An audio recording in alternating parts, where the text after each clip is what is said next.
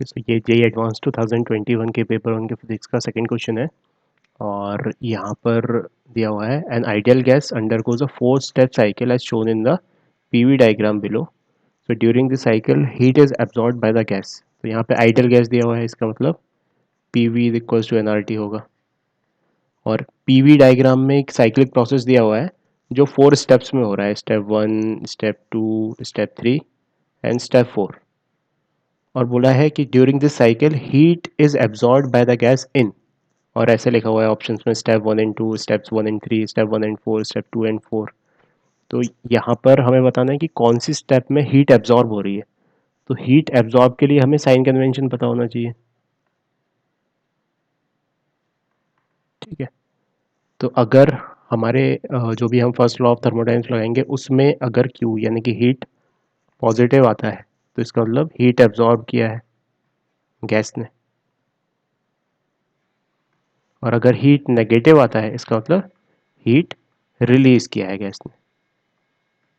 ठीक है, तो ये साइन कन्वेंशन फिजिक्स के मुताबिक है।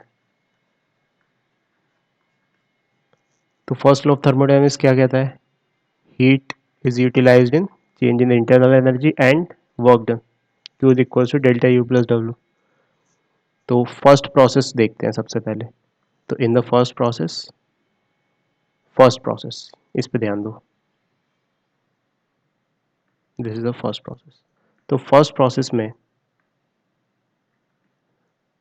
वॉल्यूम बढ़ रहा है और प्रेशर कांस्टेंट है, इसका मतलब वर्क डन पॉजिटिव होगा।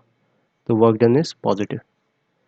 एंड क्योंकि P V equals to n R T है, वॉल्यूम कांस्टेंट है, तो प्रेशर बढ़ रहा है तो टेम्परेचर भी बढ़ेगा। एन और आर तो कांस्टेंट है ही, तो इसका मतलब टेम्परेचर बढ़ रहा है तो इंटरनल एनर्जी भी बढ़ेगी। ठीक है, क्योंकि इंटरनल एनर्जी क्या होता है? N C V delta T. तो एन कांस्टेंट है, सी वी कांस्टेंट है एक पर्टिकुलर गैस के लिए।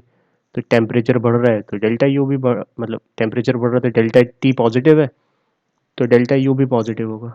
तो पहली सिचुएशन में क्यू पॉजिटिव आ गया, इसका मतलब हीट रिलीज होगी। तो पहली सिचुएशन में हीट रिलीज होगी।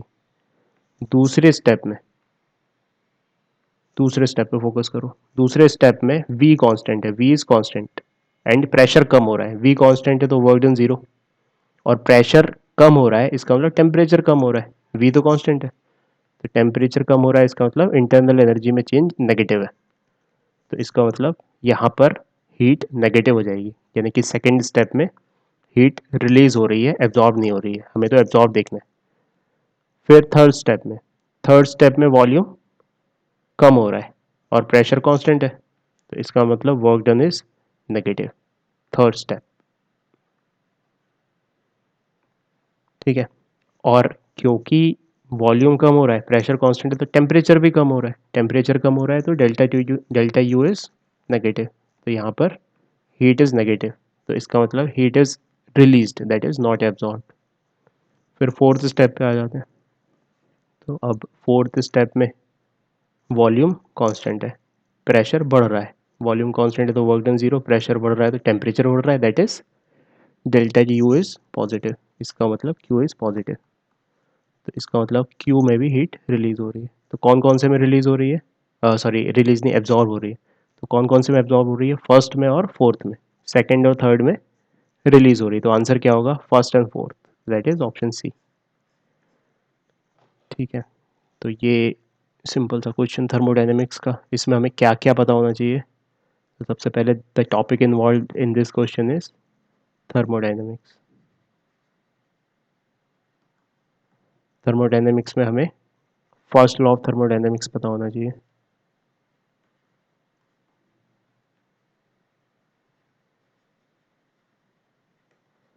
ठीक है, डायग्राम्स, इंडिकेटर डायग्राम्स पढ़ने आने चाहिए ना। इंडिकेटर डायग्राम्स का नॉलेज होना चाहिए। ये जो पीवी डायग्राम दिया हुआ है ये इंडिकेटर डायग्राम है। ठीक है, उसके बाद हमें एक्सप्रेशन पता होने चाहिए, expressions for work done by gas, change in internal energy of gas, ये पता होना चाहिए। और साइन कन्वेंशन पता होने चाहिए, sign convention for absorbed and released. ठीक है, तो ये सारे टॉपिक्स अगर आप डिटेल में सीखना चाहते हैं तो इन सभी स्पेसिफिक टॉपिक्स की लिंक्स डिस्क्रिप्शन बॉक्स में दी हुई है, वहाँ से आप सीख सकते हैं। Thank you.